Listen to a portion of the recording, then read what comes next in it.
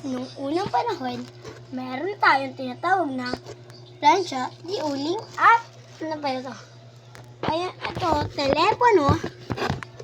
Ayan guys, telepono. And barong, Tagalog, kimona, at yung mga kasuotang pangluma.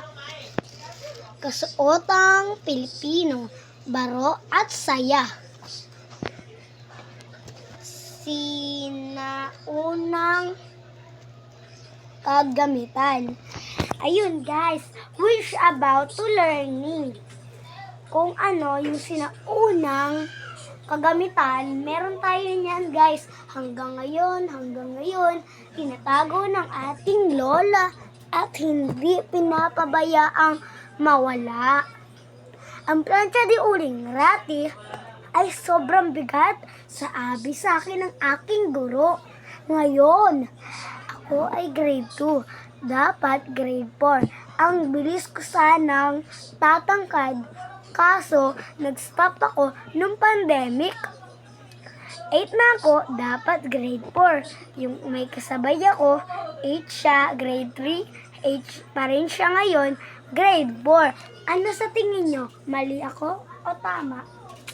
Comment nyo nga guys, nalilito ako eh. Gusto ko maging teacher, pero hindi ko matutupad ang pangarap ko kung hindi ako nag-vlog ngayon at wala kaming pera.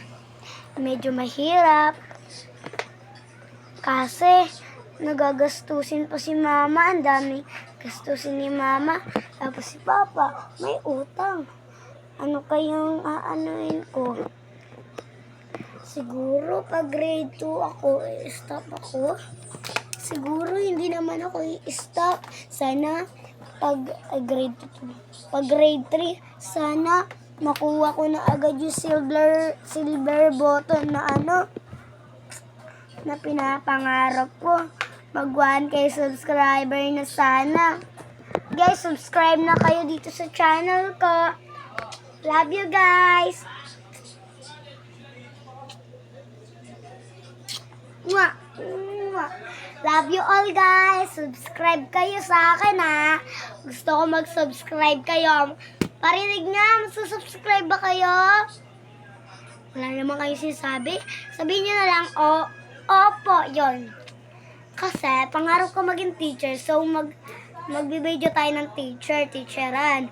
So, ang student is ako rin. Basta, kunyari nga lang. So, bye-bye guys. Love you all.